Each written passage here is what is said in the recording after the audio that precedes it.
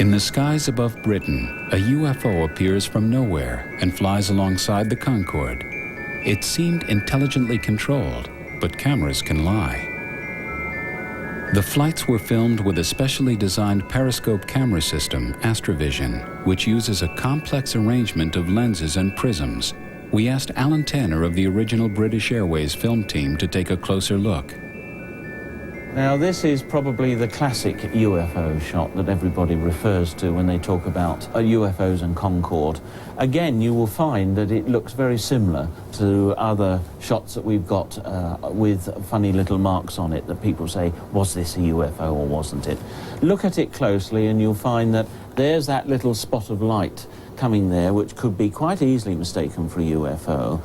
But in fact, it's quite possible that the sun, which was off to the left-hand side, had caught the front element of the Astrovision periscope system and would have caused an internal reflection. And I feel that that is really sums it all up. You will see that as the camera moves, so that little spot moves, and I don't think that's a UFO.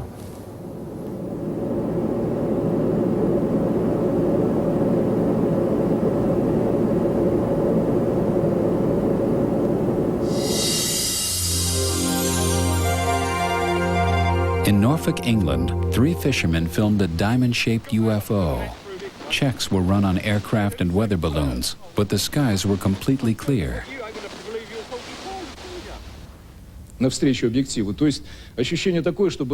3 months earlier, beside the Black Sea, a tourist videotaped this.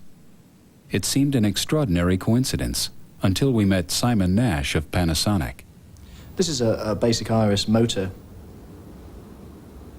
The principle of the iris motor is to regulate the amount of light entering the camera. The iris motor will open on very dull scenes and poorly illuminated scenes and close down on very high intensity or brightly lit scenes.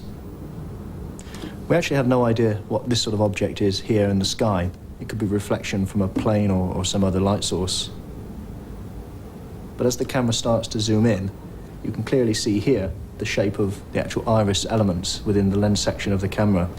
It appears to be caused by a reflection of light entering the front of the camera and bouncing around between the lens elements. And of course, sandwiched between the lens elements is of course the iris motor. And the iris motor takes on this characteristic shape that is often seen when you're looking directly or indirectly in towards the sun. But the image at the beginning of the tape is quite unusual and is something that can't be explained by normal camera technology, if you like. Over the past 30 years, some 8,000 UFO sightings have been reported to a special department at the British Ministry of Defence. About 5%, or 400 of these, remain unidentified. Nick Pope is from the ministry. The thing to stress is that 95%, I would say, of the reports that we get can be very easily explained. There is probably a hard core of about 5% which appear to defy explanation, and of course we keep an open mind on them. But having said that, it doesn't mean that because something appears to defy explanation that in fact it couldn't be explained the very next day. Recently we've had an airship operating over the UK, and that's been brightly illuminated from the inside. Now when you see it from close up, it's very obviously an airship. When you see it from a long distance away, it just looks like a very bright cigar-shaped object. And of course that has generated an awful lot of UFO reports.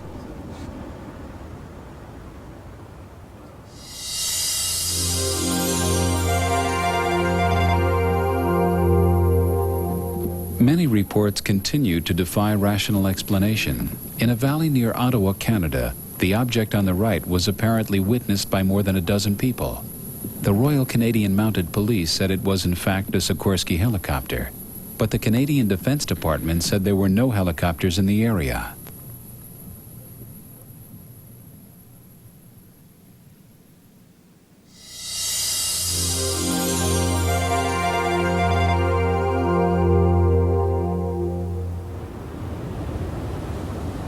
This curious object filmed above an English cornfield remains a mystery. The tractor driver in the distance said that he saw a small silver disc fly silently over him. Whatever that is, that's moving on its own.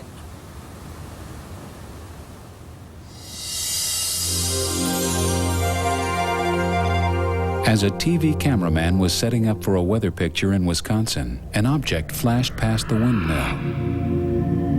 It's traveling at over 1,000 miles an hour. He checked with the local air base and with the NORAD Defense Network, but they had nothing to report.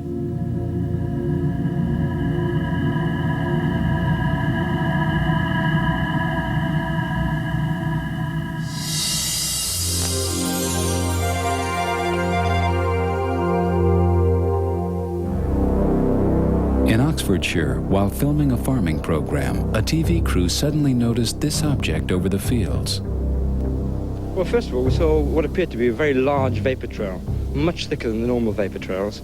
And when this vapor trail finished, it stopped at a straight line, you know, as opposed to fading out. The object, which was obviously circular and an orange-yellow color, seemed to stop very slowly, and then very quickly out of frame, and it went so quickly, just couldn't follow it. It seemed to be an amazing speed, it really was. Well, first of all, it was the vapor trail, which seemed to suddenly appear. The line in the sky before the vapor trail actually appeared was also visible, so it looked as though it must have passed overhead without us noticing it at all. But then the vapor trail itself was, may I say, sort of curly, as though the object that was leaving it was in fact spinning. Then, looking at the object itself, you could see with the naked eye that it was in fact spinning, and orange and round.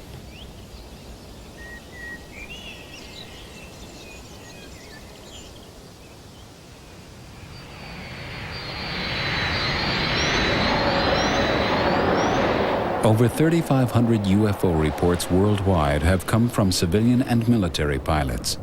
People like Colonel Fletcher Prouty, who commanded an air squadron based in Tokyo in the 1950s. He was one of the 5 founders of the massive NORAD Defense Network. My aircraft were in the sky over half the world, regularly, all the time. And one day I got a top secret memorandum delivered from the White House, from the headquarters of the Air Force. And it ordered me to tell my crews that if ever they saw an object that was unidentified, they were to report it to me. I was to set them down and take their depositions, sworn statements, and then mail them to a certain office in the Pentagon. And one day, one of my crews on a flight from Honolulu to Tokyo saw something that they had to report. And they walked in my office that morning, and the captain of the crew was an old acquaintance of mine. He said, "Colonel, I'm really a little embarrassed today." He said, "because we're going to get involved in a lot of paperwork." He said, "We saw an unidentified object flying beside our aircraft for over an hour last night between Midway and Tokyo. We had 60 passengers aboard. There's no way we can say that it wasn't seen and wasn't there." So I had 12 men in the crew. I had to set aside 12 rooms with 12 interrogators. We had them write their stories down, what they saw. I packaged that all up and sent it to the headquarters Air Force.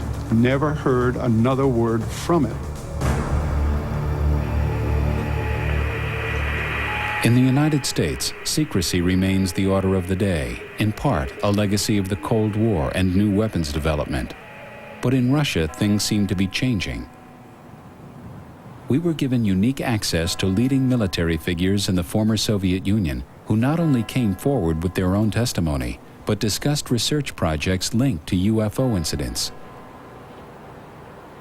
Now, hundreds are reported every month to UFO groups and the military authorities. As a Russian film crew was shooting a music video, watching crowds saw this object appear over the center of Tbilisi.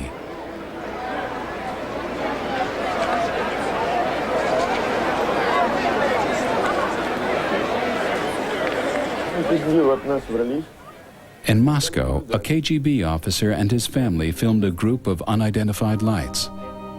Until very recently, people did not dare report UFOs, let alone release pictures like these.